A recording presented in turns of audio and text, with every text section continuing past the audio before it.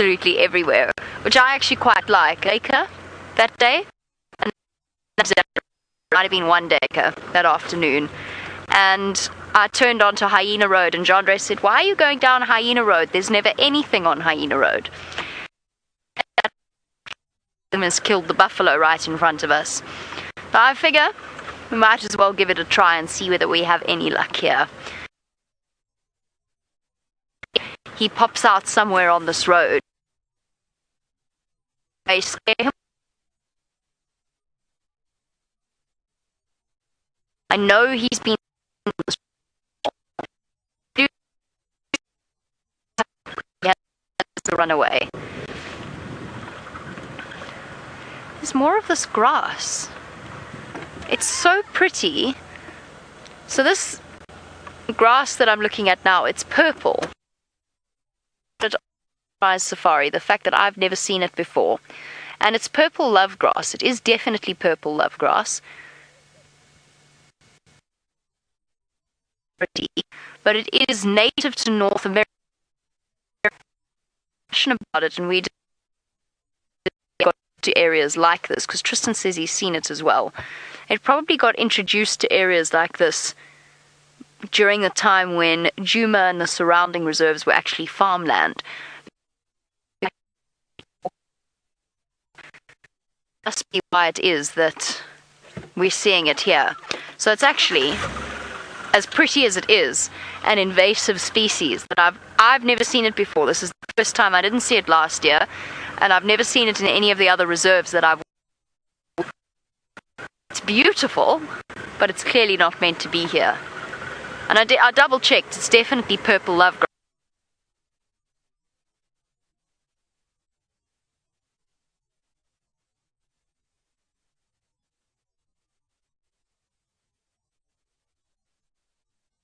Impala in the beautiful sunlight and some warthogs.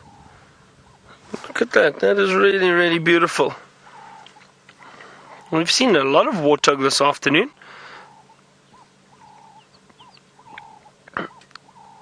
Oh, great. Now, we're not far from a little water hole. So I wonder if they're going to head this way. I'm going to sit very still and we'll see. We'll try to see where they go. Possibly just going to feed on some of the shorter grass. Some cute little piglets over there.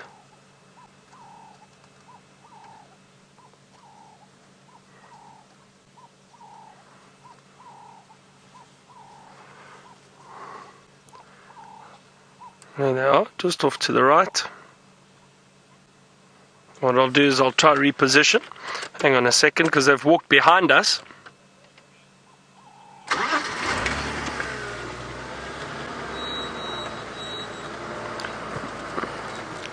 So, for those of you just joining us now, we did have some technical issues, but my name is Byron, and on camera with me, Senzo. Now we are just in this area watching these beautiful warthogs and impala. Nice sighting out in the clearing. Now don't forget, everybody, we are live, so send us your questions, hashtag Safari Live, and your comments. We love hearing from all of you. And have a look at this. This is such a lovely little setting. The warthogs.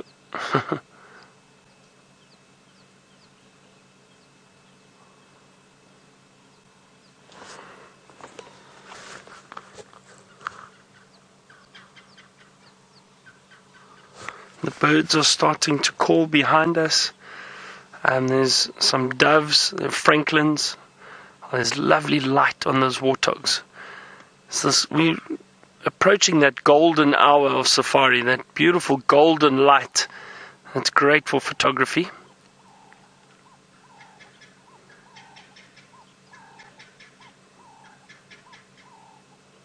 That's the adult female.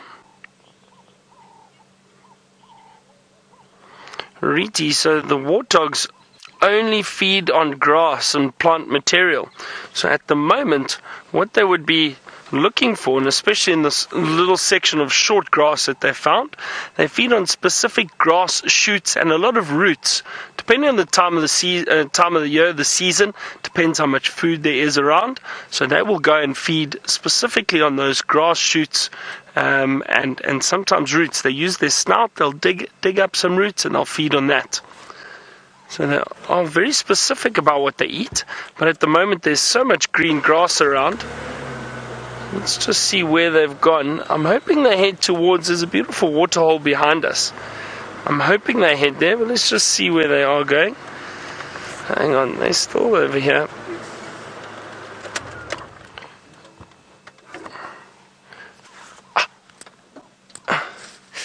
I was just stung by something. The joys of working in the bush. A lot of little insects around.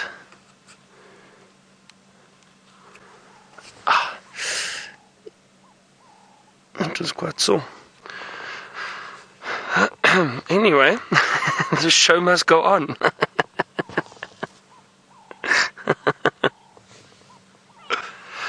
Oh, hang on. Brent has found an owl. Let's quickly go and have a look. Here we go. Look at this. So we're following up on some alarm calls again. And we found a tiny little owlet. Now I've got a question for you. Which owlet do you think this is? If you know the answer, hashtag Safari Live. Which little owlet is this?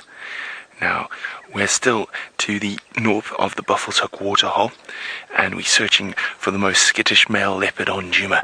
His name is Djuma, and we're pretty confident he's within about 100 meters of us. We think we disturbed him in some long grass earlier, and we're going to move down towards where I think he's gone. My name is Brent Smith. You've got Craig on camera. We've got Rexon providing security detail, and we're tracking leopard live from Africa. And of course, while we go through the bush, you find lots of incredible things, like this tiny little owl. Now, they can be very, very territorial. In this part of the world, they occur at quite high densities, about a pair per 100 hectares. So, hello, little one. I nearly gave away the answer to which owl it was there for a second. It is the second smallest owl species we get here. Well done, Fordsgate. You're indeed correct. It is a tiny little pearl-spotted owlet.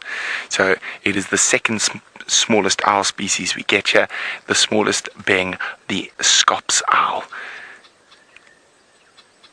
And the third, and the one that it's easily confused with, is the barred owlet. Rishi is wondering, what do these owls feed on?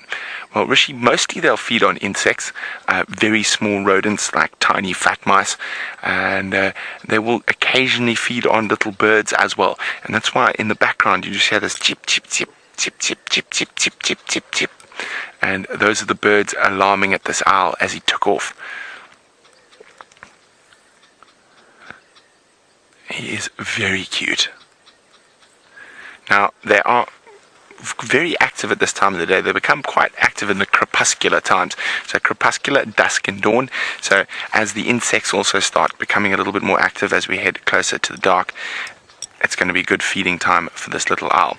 Now, where we were sitting earlier next to the seeps, probably about 100 meters behind us, and we're just moving parallel to that little river system that the seep flows into, and this is where we think that leopard is, and he is very, very skittish. I'm hoping that he's possibly got a kill in this area. That means we can get a vehicle in here and start the habituation process from a bit further.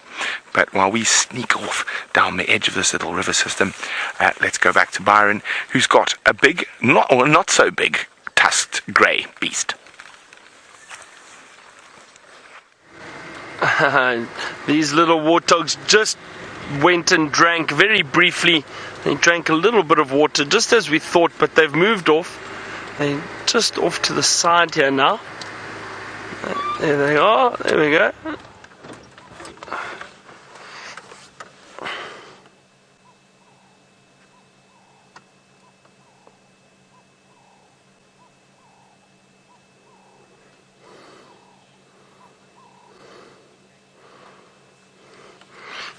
take care. You wanted to know if the warthogs have a home that they go to in the evenings. They do indeed.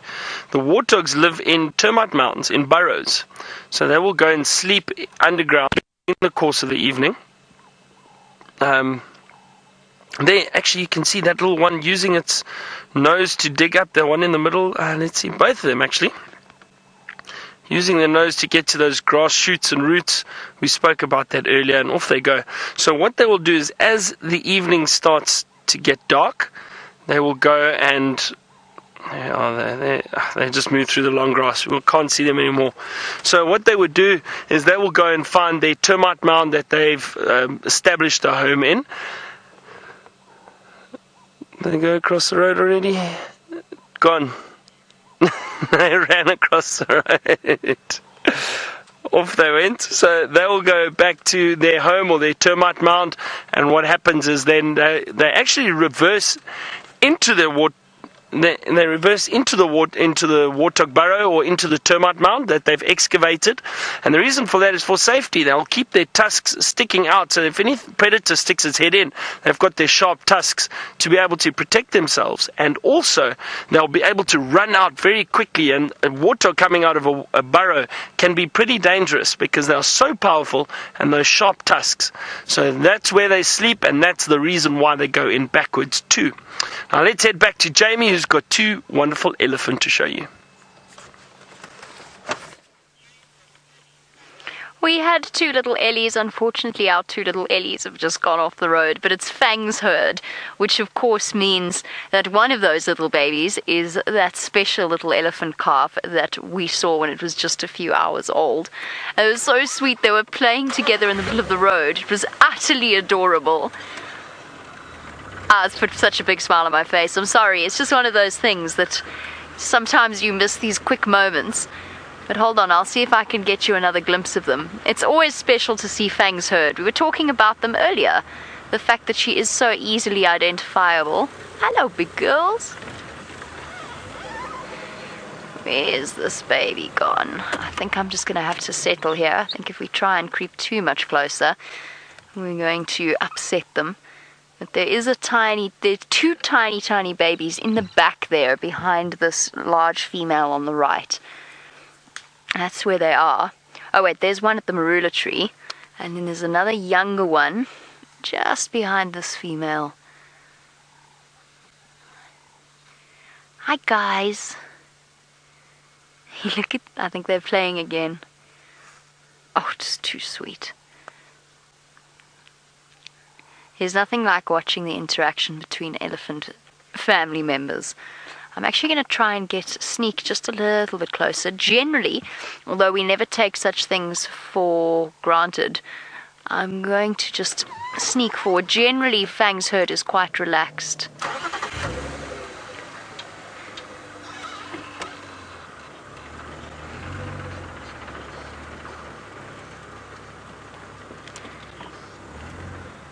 Hello. Can I come through, Mom? Hey, big girls. Sean, you wanted to know if, in general, elephant males are more playful than the females. Yes. Generally speaking, even with young calves, you'll find that the males tend to be slightly more boisterous, slightly more playful, and often bolder. They're often the ones that will go sort of dashing up to the vehicle and give us a head shake and a very scary, shaking of the trunk, telling us off, and basically just playing with us.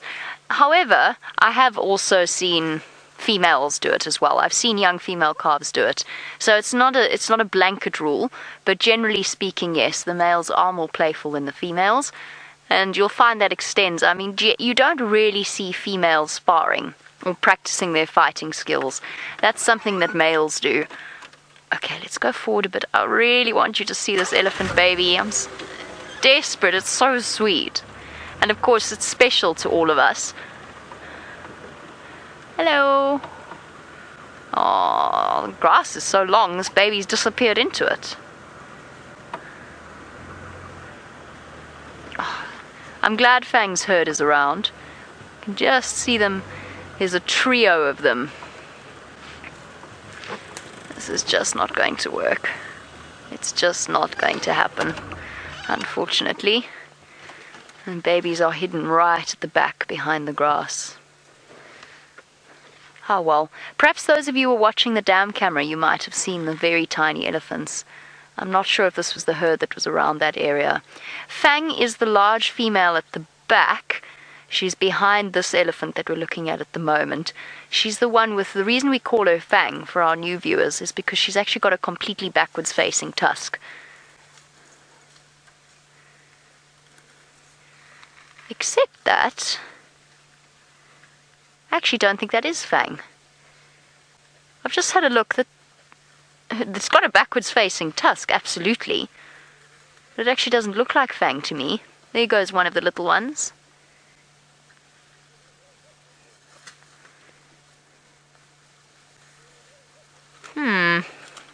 That's not impossible. It's not that uncommon to see elephants with twisted tusks that point backwards up against their legs.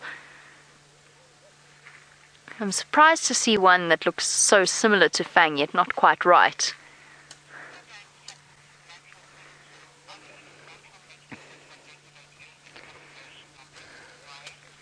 And welcome to Wyatt, who's asked a very good question, a very pertinent question.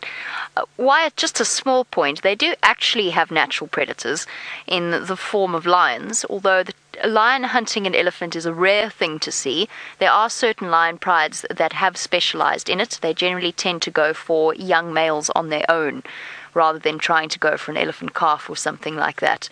But Wyatt's question is a good one. So barring that point, because elephants don't have many natural predators, do they have any regulating mechanisms? That little baby's about to pop out.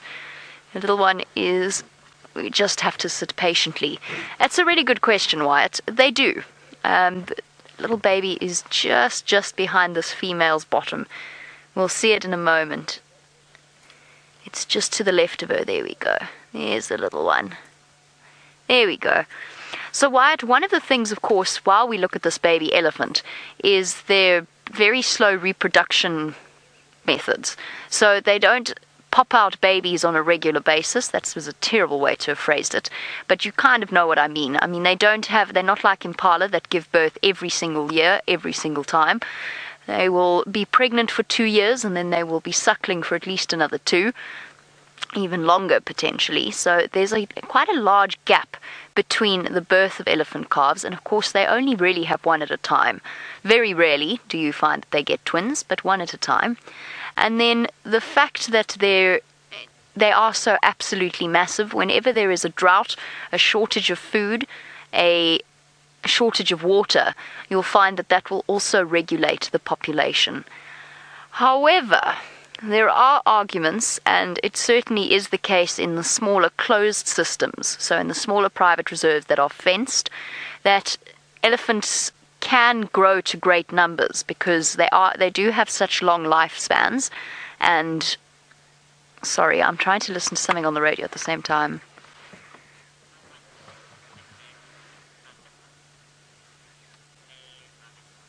Sorry, I'm just listening to something.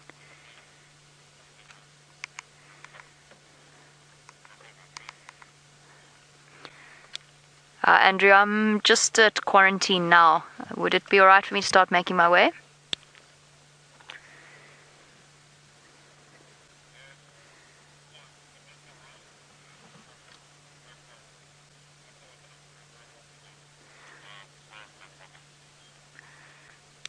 Okay, copy. No rush. Sorry about that, everybody. I did just have to chat to one of the other vehicles. I know I was in mid-sentence and mid-thought. I will finish up the thought about elephants and their population growth a bit later, but for now, Brent's got a gorgeous view of the sunset. Well, we've snuck right up to the eastern edge of the Buffelshoek waterhole, and the sun is starting to dip, and Mr. Djuma has managed to avoid us, but we just thought it's such a pretty sight, especially from this little bit of high ground as we look directly towards the west and the setting sun. It is just one of those magic times of the day. Now I'm going to help Craig just negotiate his way through. I think you have to go back just be careful. There is quite a steep drop behind you. There we go, you good? Out from under the Timbuti thicket. And I think what we're going to do is we're going to make our way down towards the edge of the dam where it's a bit more open. And who knows, we might have some Ellies on their way here. There we go. We might have some Ellies on the way. And just sit quietly and listen for any possible alarm calls, so the sound of the leopard moving through the bush.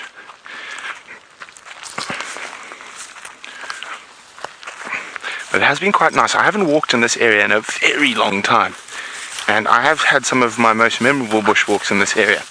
The once actually, I was with Xongile. We were sneaking up along this edge here. We could hear these elephants, and we came through, and there was elephant bulls fighting in the mud. It was quite spectacular. That was a very long time ago, though, and probably close on 2 years ago.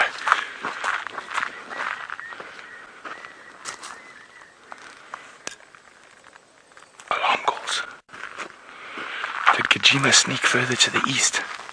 We couldn't find any tracks around the dam.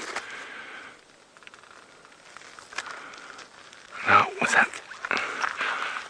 It's really thick, and you see, again, if it is him, he's following these little dry river systems. Lots of thickets, lots of covers on the edge. We're going to try to walk out and around.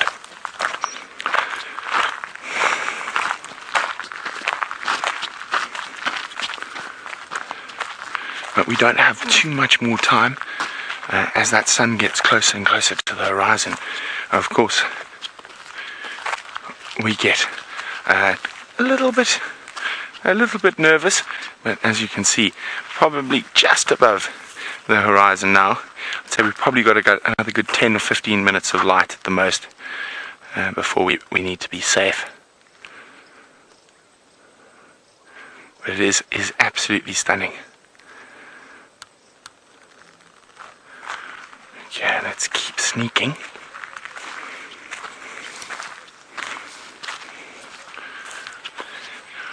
While we sneak a bit further again, we're going to go back to Jamie, who's still chatting about elephants.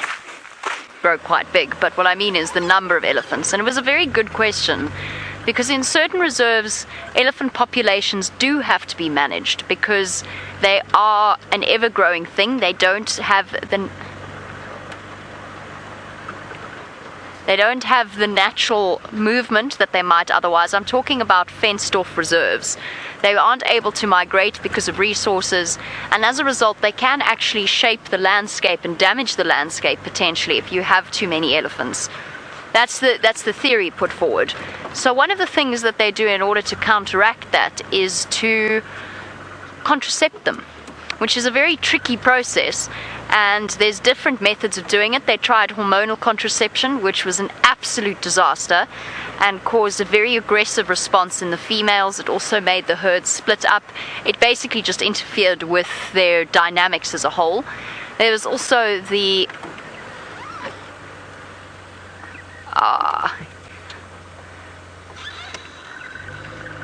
sorry, I thought we were going to get a red-crested korhaan display, but unfortunately not. There's also the idea of vasectomizing the male elephants, which is actually relatively tricky. Given the position of the testicles is right up near the kidneys, it's not that easy to do. It's a hugely invasive surgery. And then, the alternative is something known as immunocontraception, which relies on the animal's antibodies, is completely reversible, and allows them, they're basically given a booster shot every 3 years or so. And what it does is it's essentially, to cut a long story short, a foreign substance is injected into them that their body forms antibodies to, and the antibodies attach to the outside layer of the ovums, so they can't be fertilized, which means that they cycle normally. They have their normal estrous cycles, they mate with the males. It's just that fertilization doesn't occur. So that's something that's been put into practice, because as much as we dislike the process of interfering like that, in a closed system, in a fenced system, sometimes those sorts of things have to happen. Copy that. Thanks, Andrew. I'm on Scavenger's track now. Just let me know when I can make my way. I'm not, no rush. You finish up when you're ready.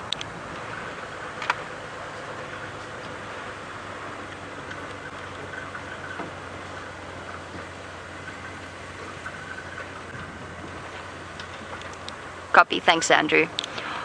But all in all, private fenced reserves play quite an important role in conservation as a whole, and they've become a very large part of South Africa's conservation background.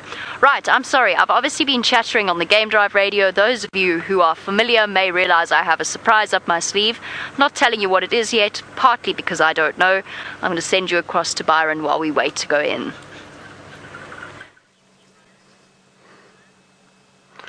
Have a look at this beautiful sunset. We've just playing around a little bit with silhouettes, and it really is a beautiful silhouette through the trees, or the trees silhouetted rather, with the sunset in the background. Really very, very beautiful sunset this afternoon. I'm going to reposition shortly and we'll move beyond the trees and I think get that sun as it drops behind the Drakensberg mountain range. Lovely afternoon. Very, very nice afternoon.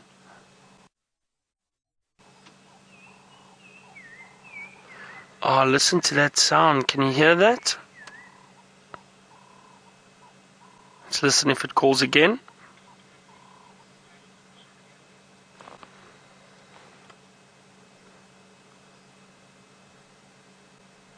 Let's just hear if it calls again. Hold on.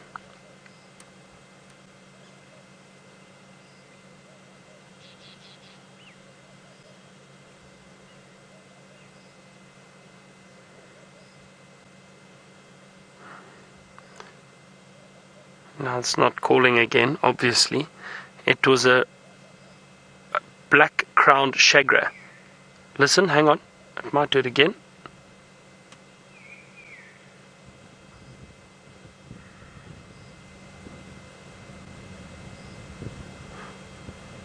It's given little whistles. Just a short... Can you hear it in the distance behind us?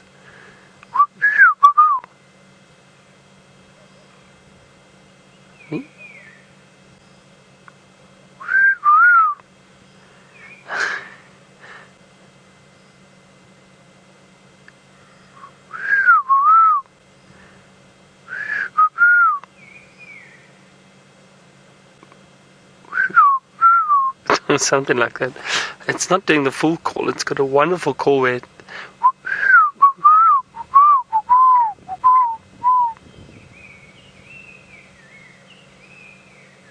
there we go. Did you hear that? Wonderful. Beautiful, beautiful whistling call of the black-crowned shagra. Now I'm going to reposition for us quickly.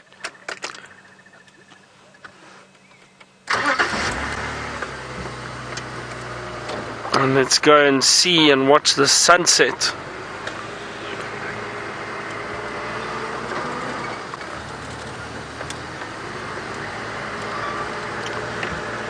There we go. And there's... Alright, let's quickly, while I reposition, let's quickly head to Brent. He's going to be heading back to camp. He's very tired from walking. Well, there we go. The sun is setting. We are very far from camp, so we're going to start meandering. It's been great having you on the bushwalk. Unfortunately, the leopards avoided us, but I think there's still a surprise or two left in the sunset safari, and Byron and Jamie are going to take you on a wonderful trip for the rest of it. But from Craig, Wrexham and myself, we'll see you bright and early tomorrow morning. Bye.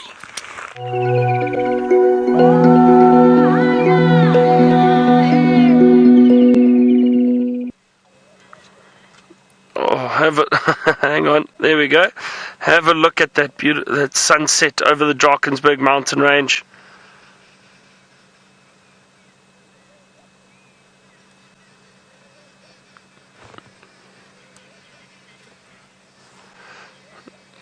So some of you who have just joined us or haven't seen or heard us speaking about the Drakensberg, it's one of the largest or the largest mountain range which runs through South Africa from the northeastern part right down through South Africa, and it's called the Drakensberg. And this is where it basically starts, up in this area, and we can see the sun dropping behind it there. Now the Drakensberg means dragon's back. And that's what the Drakensberg mountain range means. Really, really beautiful mountain range. And that area that we can see is basically the Blyde River Canyon. Now, the Blyde River Canyon is the third largest canyon in the world. But, actually, first, the largest is obviously the Grand Canyon. And the other one is the Fish River Canyon, and which is also in southern Africa. And then in South Africa, it is the Blyde River Canyon, this canyon, but it is the greenest, in fact. Very, very green, lots of water, beautiful canyon. Really is amazing up there. And look how quickly that sun is dropping. Isn't that incredible? Wow.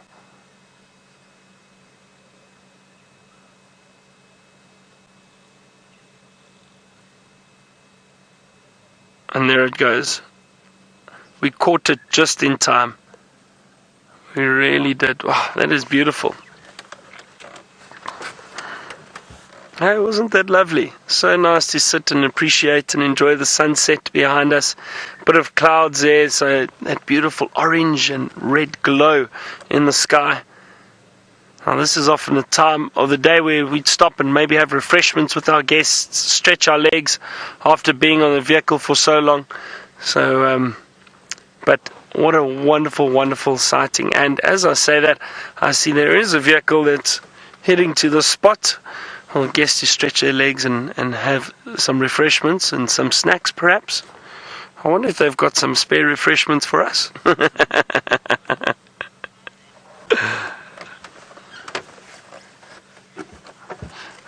Karen, you say those visuals of the sunset really make you want to come to Africa. It's waving to everybody, and Karen, I agree. You should come to Africa. Come and have a look for yourself. I think, to see these sunsets like this, really, really beautiful. It's not just about the wildlife, but I think the landscape in Africa is just so special, so wonderful.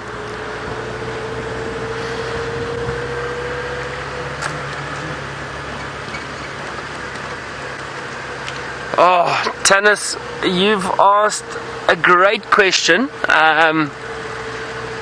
You asked, well, how high is the highest mountain or the highest point? So the highest mountain in South Africa is the Drakensberg mountain range. The highest point is on the mountain range.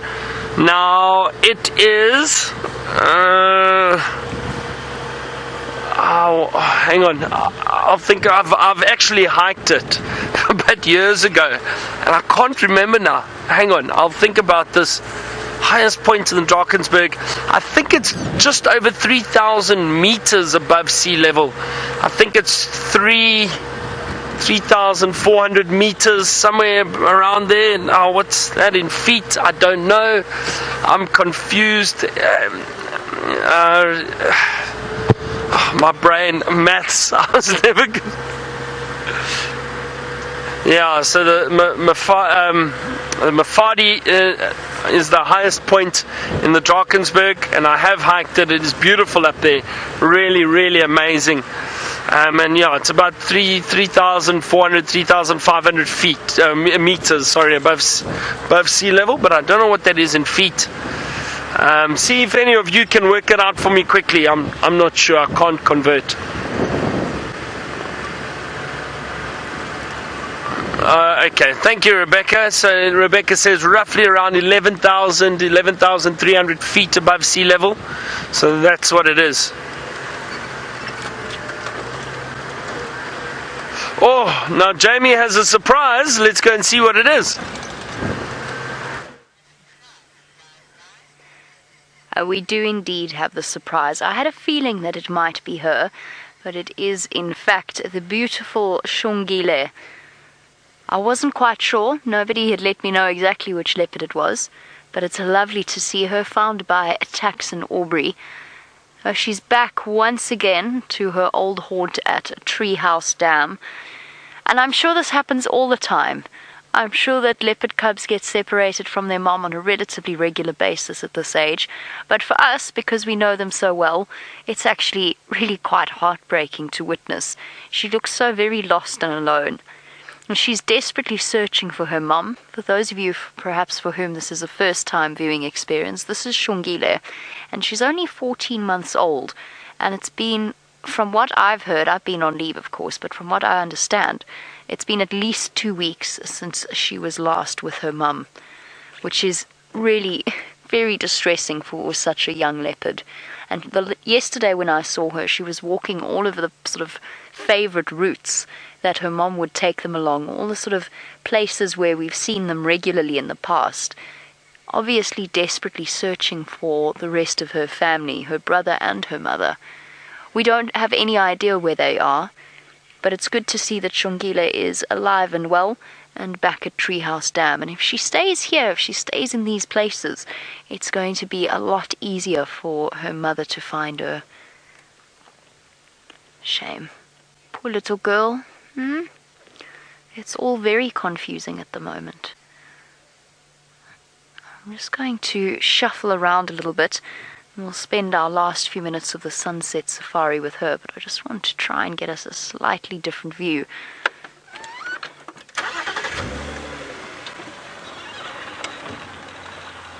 Nice and slowly. Those of you who've watched Xongile grow up, you know just how comfortable she is with our vehicles. And she's still comfortable with them, but it's not quite the same as it used to be with her. It's not that she's lost confidence in us, it's that she's lost confidence in herself. She's so nervous. I noticed it yesterday, her body language when she comes up to us, and let me move out of your way so that you can see her. Her body language when she walked past us was not the same bold, cocky Xongile that we've always known. It was slinky and nervous, and I don't want to push her or make her feel uncomfortable in any way. She's had a little bit of a knock in her life. She's done so well up until now. Mom's looked after her so well, and Karula will continue to do so. But it probably regularly happens that they lose each other. Hey, girl. But you can imagine the stress she's going through, searching constantly, and she's hungry as well.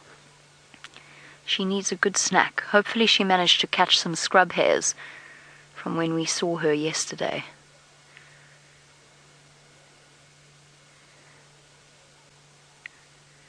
So after all that, even though she'd crossed to the south, she must have popped back again, which means that she's been moving pretty much all day, which is exhausting for a young leopard. You're going to catch some terrapins, like Vutomi did when he was alone. It's not a bad survival technique, little girl. If you can catch one. Might not be the tastiest snack in the world, but it is a snack. She is looking at something down there. Oh, now she's looking at us. Hi, little one.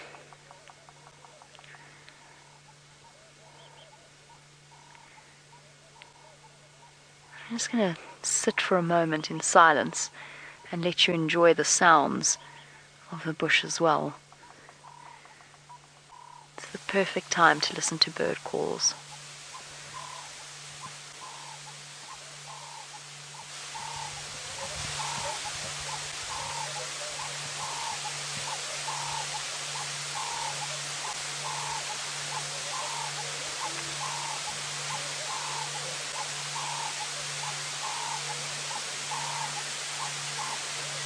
The most beautiful time of day with one of the most beautiful creatures.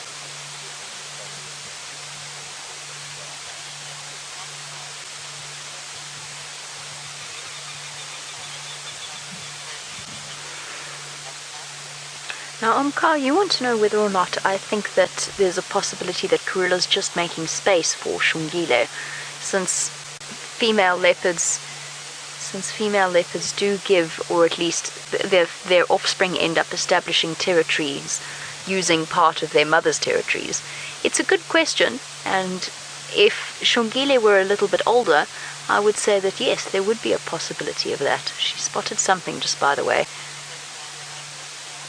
She's looking down at something in the bushes.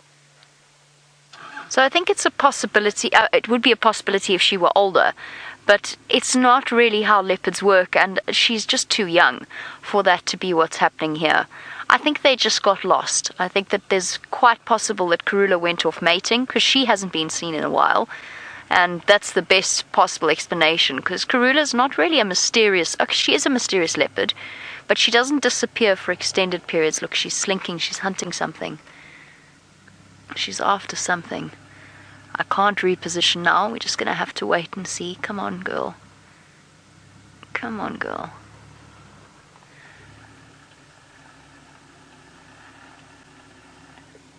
Oh, it must be a terrapin she's after. Okay. I think we can... Oh, no, she's got it. She's got it. There she goes. See? She is self-sufficient, and it was a terrapin. Well done, girl. Very well done.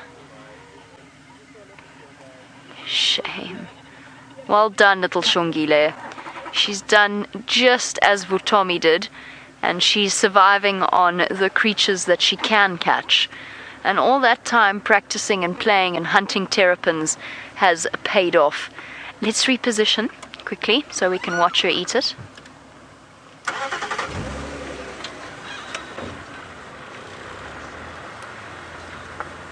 Chris, you say, is it not time for her to be by herself? No, not just yet. She's a little bit too young.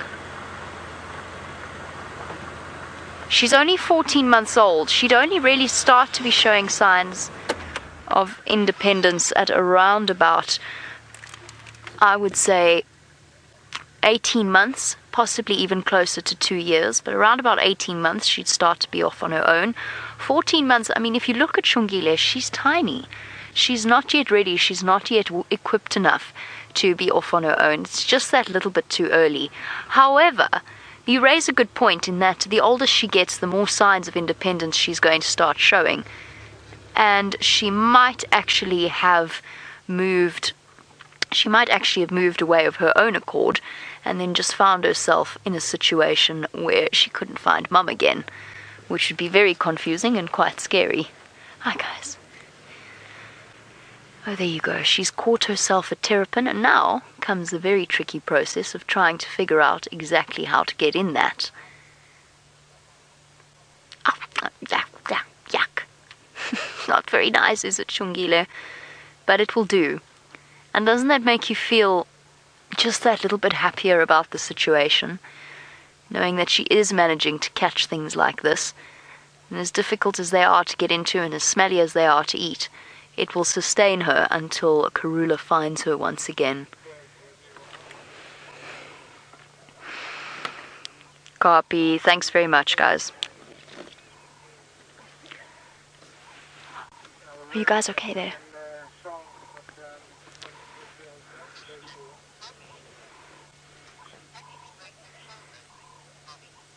Now, Bobby, you want to know if she actually broke that shell open.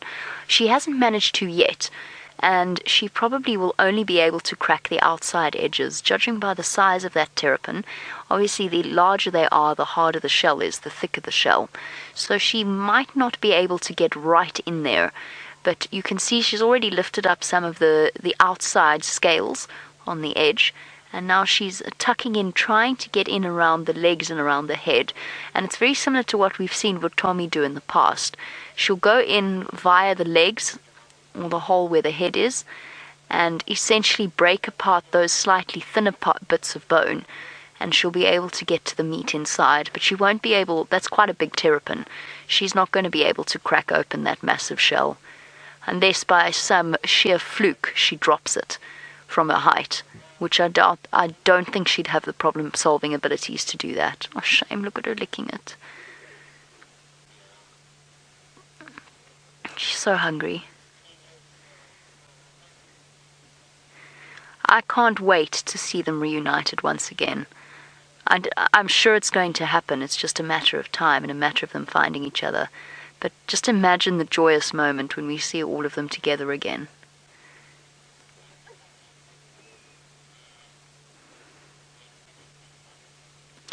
And as I said, it probably happens to all leopards of this age. They get a little bit too brave and a little bit too bold. Alcida, you want to know if she manages to break the shell open, will she eat it? Yes, she will. She absolutely will. Terrapins might not be the most appetizing thing on her menu. In fact, I'm sure she'd prefer that it was a tortoise, because they are much less smelly. Oh, sorry, you were wondering if she'd eat the actual shell. She might chew on it. Sorry, Bobby. She might chew on it, but I don't know that she wouldn't eat it fully. It would be much too hard for her to chew through, and I don't think it would be worth the effort she'd have to put into it. But you can see, she hasn't quite managed that yet. The other problem... Oh, she's heard something. At least she's alert.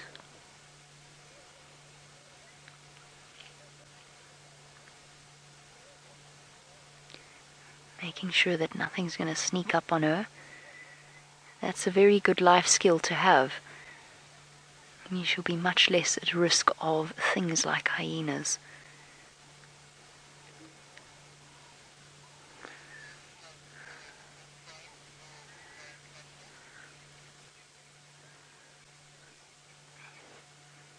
I can hear something as well. Sorry, I'm just going to sit for a second and listen. I think it was just a bird fluttering somewhere. No, whatever it was, she's not concerned. And she can hear things much better than I can. So back to tucking in to her terrapin.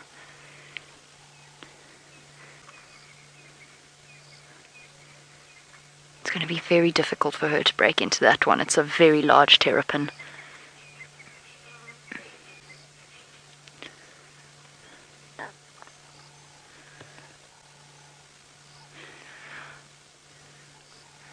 That is a terrapin that is not having a very good day at all. Okay, let me just shift a bit closer so that the people behind me can see. I'm just going to turn on. Hold on a second. We're switching to infrared. Oh, she abandoned it. Is she going to go and try for a smaller one? Hello, girl. Hey, pretty girl. You can see she's not nervous of us. Just a change in her body language. Hello, little one. Are you going to try again? Try and get a smaller one.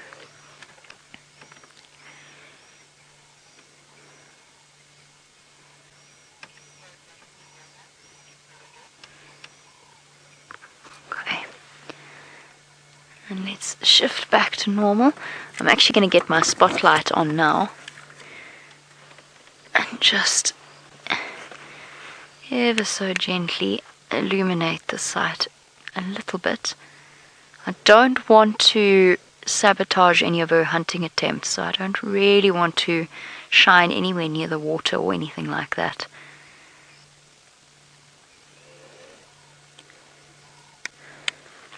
We'll just have to make do with this light for now.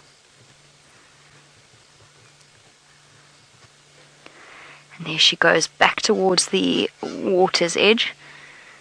And now she's going to play the patience game.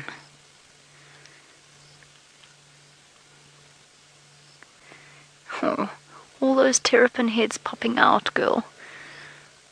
I can see at least 10, but they're all in the middle of the dam. Might have to try going around the other side.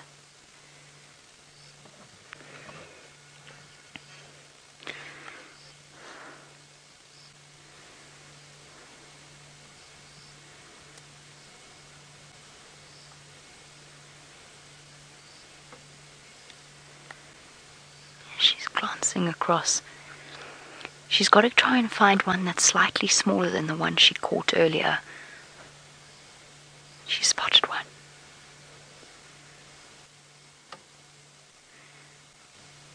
Now she's got to wait patiently for it to come a bit closer.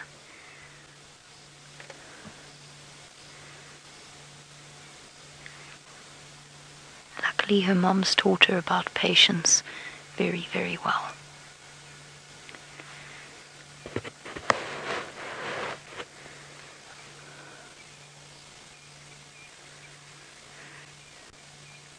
Come on.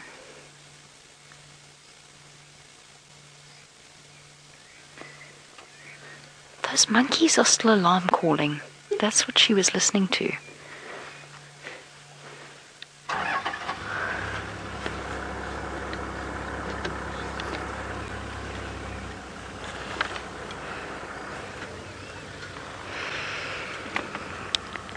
Charlotte, if you stand by for 1 second, I'll move forward a bit. I'm just going to go forward a little bit, guys. Oh, we have a question. Sorry, I didn't quite hear who it was from, but a question about how long a leopard can survive without food. Retty,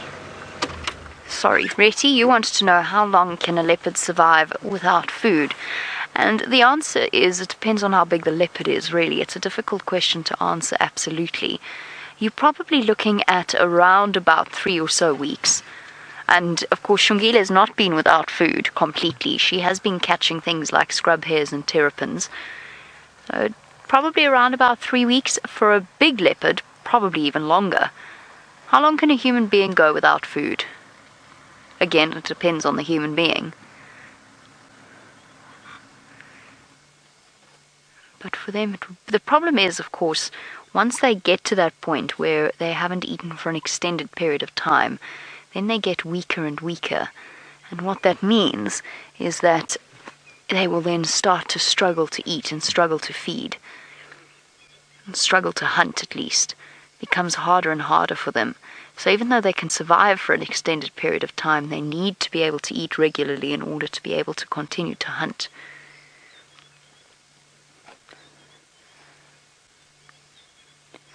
Xongile is thin, but she's definitely nowhere near at the point of starvation. She's going to be fine. Oh, little girl, looking at us beseechingly. I don't know where your mom is, my girl. I'm sorry. And we saw that she was unable to get into that large terrapin, so now she's searching for a small one. And Mia, you want to know if a leopard would ever learn to drop a terrapin from a height in order to break it open. Probably not. It's unlikely. They generally don't have the best problem-solving skills in terms of the various mammals out here. That title belongs to something like a spotted hyena. That is a very, very good problem solver. I don't think a leopard would learn that it would have to drop a terrapin from up high. But different leopards become specialized in hunting different things. So never say never. Leopards have a way of surprising us and doing the most unexpected things, especially when it comes to survival.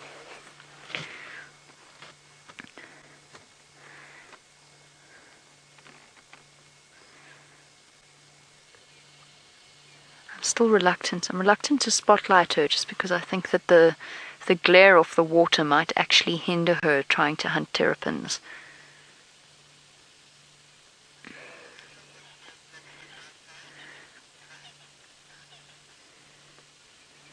Go around the other side, girl. There's lots of them coming out. Lots and lots.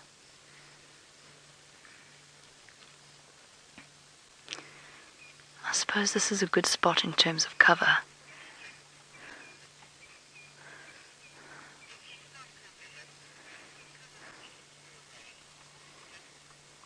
Stopping to have a drink. Now, Kristen, you want to know if she'd found Karula with another male, would Karula chase her away?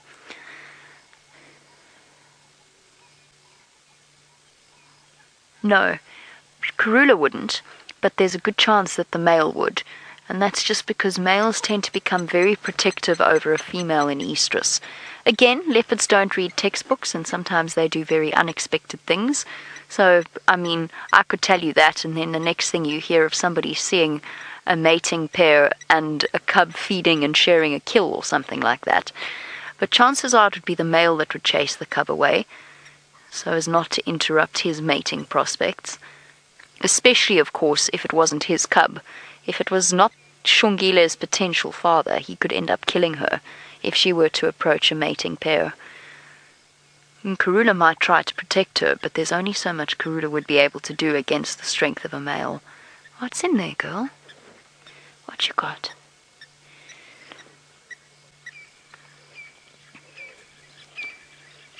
She's exploring something in there.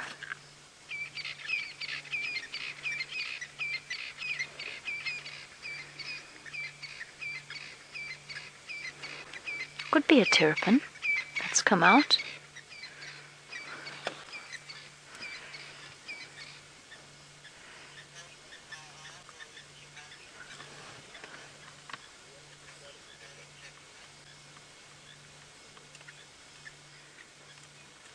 She's found something in there. I can hear her scrabbling about. What have you got? I don't know what she's trying to get out.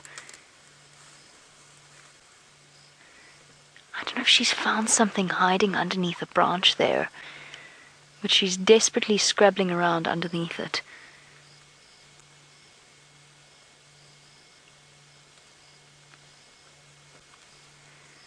Unfortunately, this is probably going to be about as good a view as we get. Hopefully she'll bring whatever it is out for us.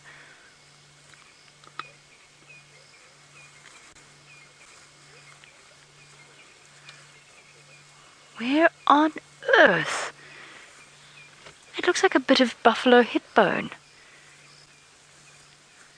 What is that, girl? I'm just gonna go forward a little bit. She's found a piece of rotten carcass. It looked like it might have been a scapula or a piece of hip bone or something like that. Maybe from one of the buffalo drought deaths. It stinks. Oh, Xongile. Poof. I can't see her. It is so tricky in there. She's just through here.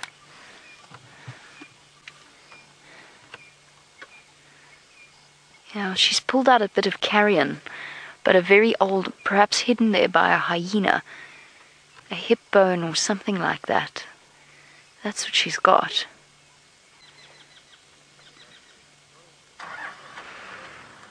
I can't see exactly what it is. Sorry, I'm just trying to see exactly what this leopard's doing, but there's no view of her. We absolutely can't see her. There's nowhere I can go really to position so that we can see her. Let me try. I'll go backwards.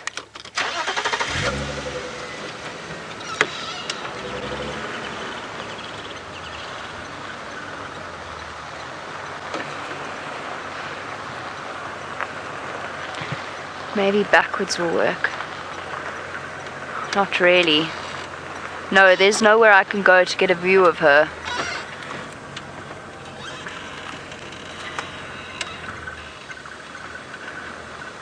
She's completely invisible here. Sorry. I'll try turning round, but I don't think that's going to work so well.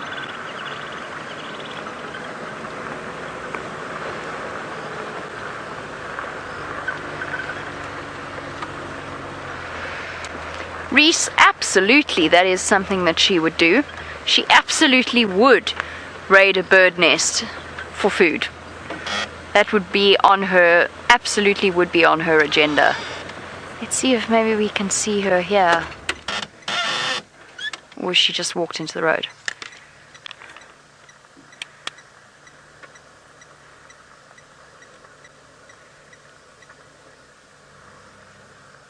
There she is.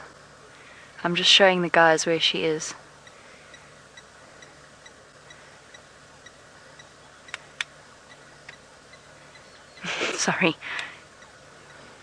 Sorry everybody, I'm just trying to help everybody out here without shining directly in their faces. There we go.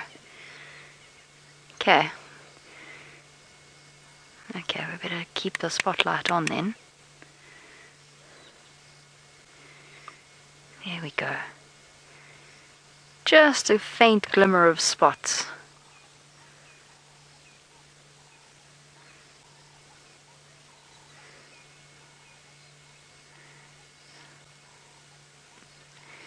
So we're just playing around. Sorry everybody, we've just been playing around with the infrared to try and see exactly how it works. Now, Sad, do you want to know whether or not she sleeps in trees at night in order to... Thad, not Sad. I was going to say, Sad's quite a sad name. Thad. You want to know if she's sleeping in trees to protect herself at night. She might be. She might also be. I mean, bear in mind, of course, that leopards are entirely at home in the darkness. So she might also be wandering about in the darkness as well. But there's a chance she's sleeping in trees. She might also, because she's so tiny, she can be very, very well hidden by just crawling underneath a tree or a bush. Something thick. Something like a bush willow, for example. Sorry, the spotlight seems to be having troubles. Something like a tree or a very dense bush, she might hide underneath there and sleep there. And I mean, we've had sightings, look at her now, in just a patch of grass. We've had sightings with Xongile where she's basically vanished. And she's been less than a few feet from us. So a leopard's camouflage is truly exceptional.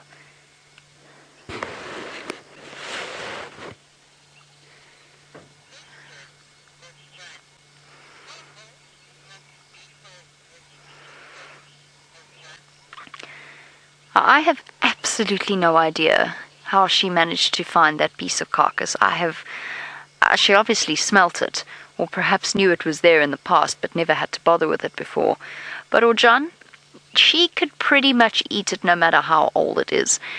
You wanted to know how old it must be before it would be dangerous for her to eat. But a leopard's digestive system is so resilient, and their bodies are so resilient and accustomed to eating rotten meat, that generally speaking, they're pretty much immune to almost any kind of upset stomach. They'll get an upset stomach, but it won't be a sort of a really dangerous gastroenteritis kind of infection. They might just feel a little bit ill or a little bit nauseous. So it doesn't actually matter how old it is.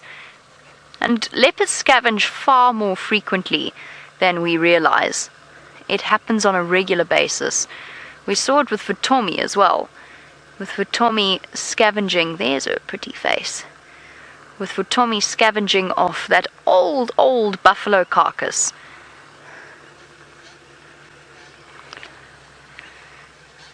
Oh, we've got some tricky shuffling around to do and some chatting with the other vehicles. So while we do that, let's go and see what Byron has planned for the evening's darkness.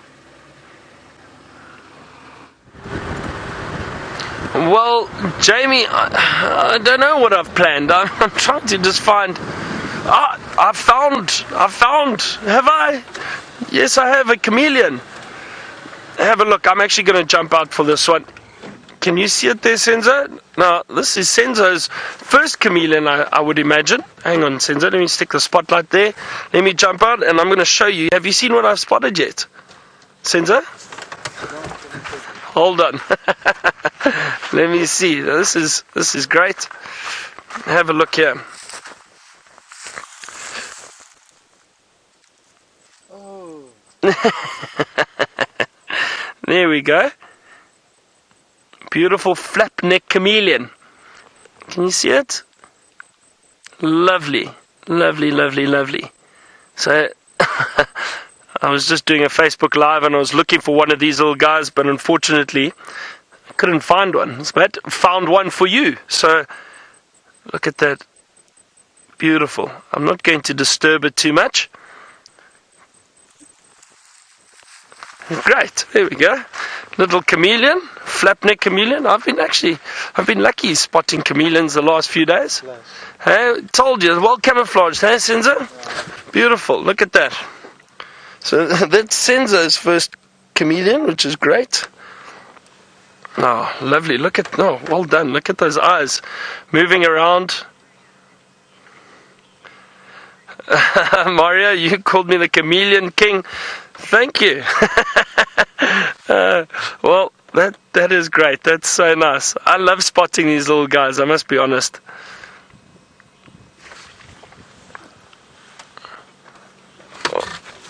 Oh dear, Reese. I'm just going to take the spotlight off this little guy. Let's leave him be, I think. What a lovely view of him. Now, Reese, you asked how do male chameleons compete when mating. Now, Reese, they will display their flap neck, they puff their throats out, make themselves look a bit bigger, they hiss at one another, and they'll kind of, I think at times they wrestle, they try and push one another off a tree or off a branch. I've never seen it myself, I've only seen it in documentaries, and I'm assuming that each chameleon species might have a different way in competing. But they will definitely compete if they find each other or come across one another. I'm sure they would use the scent to pick up on females, and then they will compete when they are trying to mate. Now, James Richard, you asked earlier. You mentioned that I've made coffee for the camera. Did you see something, Senzo? Don't worry, it's alright. So you said that I've made coffee for the cameramen. Why haven't I made sundowners for them? Well, I think that's a good idea, but I don't know if we'd be allowed to. I'll double check. I mean, my sundowner mixing skills are pretty good. I've done it for many years with guests on safari. I'd like to think I make the best gin and tonic around.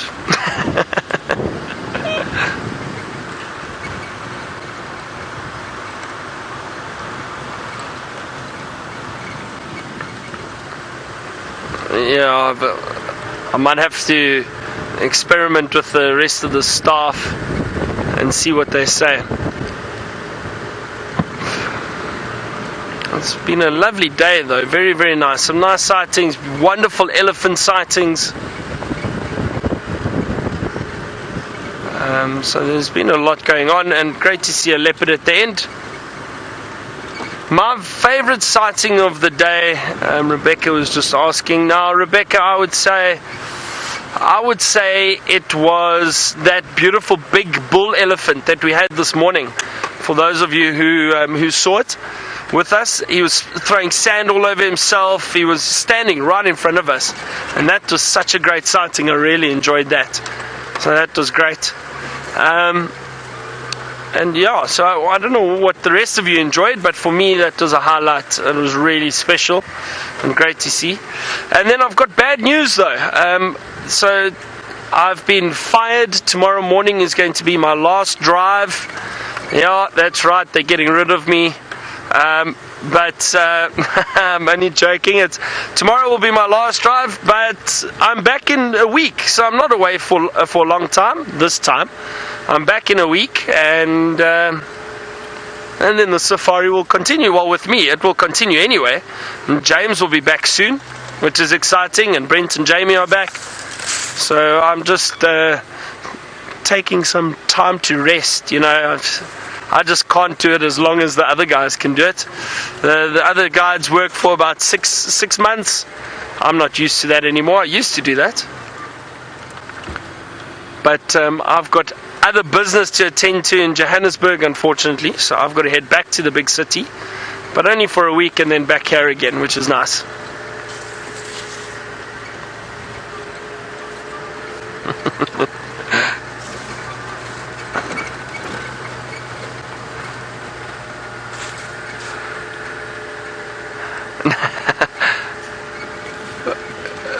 Oh dear. So Rebecca is asking for a bush baby. Sheesh, Rebecca, you are... So Rebecca's a bit of a slave driver, everyone. She really makes me work very, very hard.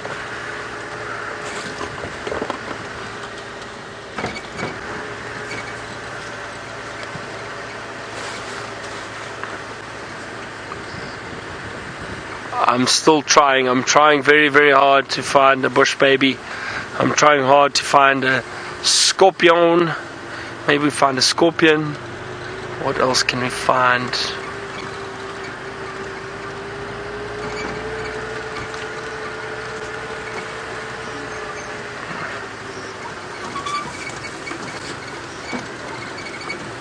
An owl. It would be great to see an owl sitting or perched somewhere.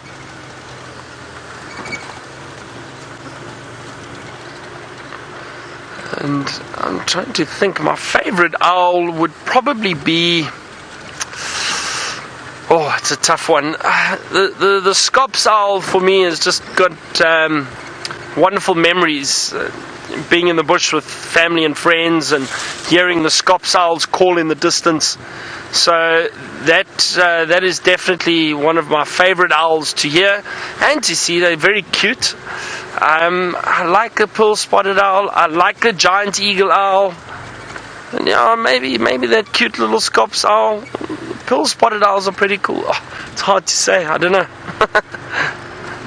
Difficult to say.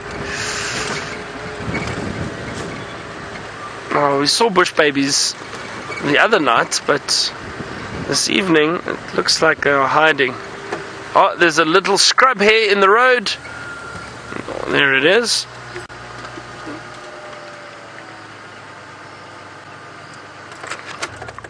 Just in front of us. I actually don't need the spotlight on it, so I don't have to shine anything directly in its eyes. Quite a large scrub hare.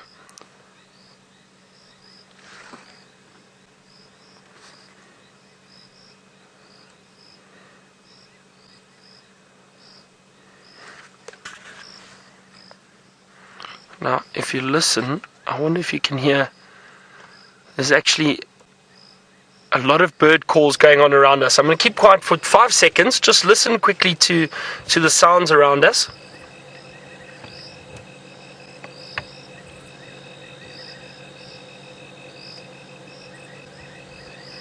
Might be able to hear that fiery-necked nightjar.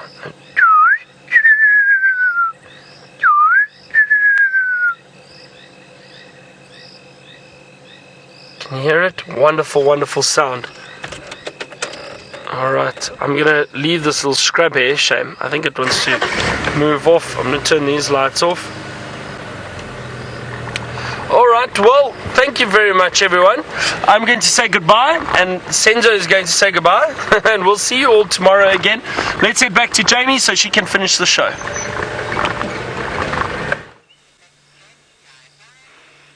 While Byron heads off home and hopefully dodges all of those angry elephants that I can hear trumpeting off in the distance, we are still with the lovely Xongile, who is chomping away on not the most appetizing meal in the world, I have to say.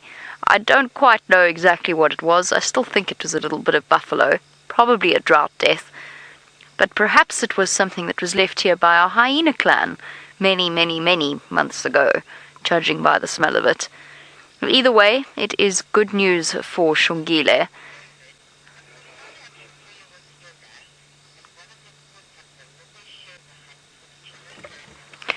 Now, David, you want to know if Xongile and Hosana were to hunt something together, would they share the kill, or would they share the hunt together? Would they hunt cooperatively? Yes, potentially. Although the two of them are quite good at actually kind of deciding between them when which one gets to feed. Whenever we've seen them feeding with Karula's kills, they've taken turns to feed on the carcass. Sometimes there's a bit of a growl and a snarl, but otherwise it's not too much of a stress for the two of them to do. Generally, leopards don't cooperatively hunt. They're not very good at it. They're not geared towards it, and that's just something that they aren't evolved to do. I think it happens sometimes accidentally. You know, one chases something towards them and another grabs it. So it does occur every now and again. For now, Xongile and Hosana would be okay to share something. Absolutely they would. And even if Hosana caught something, I think there would be a very good chance that if Xongile were to find him, she'd be able to share it with him now. It's just a matter of, I don't know. I don't know when Karula's going to come back to them. I'm not worried yet. They'll reunite. It's just a matter of the growing up process and the slowly but surely becoming more and more independent. And unfortunately for Xongile, I think she just got a little bit too independent and got a bit lost. And on that note, it is a time for us to say our goodbyes and our thank yous. Thank you to Martin, who did a very, very good job this evening, considering this is his first time. Ow, there's a bug in my eye. Thank you to Rebecca, that was straight in my eye. Thank you to Rebecca and to Alice and Jerry in Final Control. And most importantly, thank you to all of you. I would look you in the eye, but I can't because there's a bug in my eye. I'll see you tomorrow on the sunrise safari, hopefully with 2 functioning eyes. Bye-bye, everybody.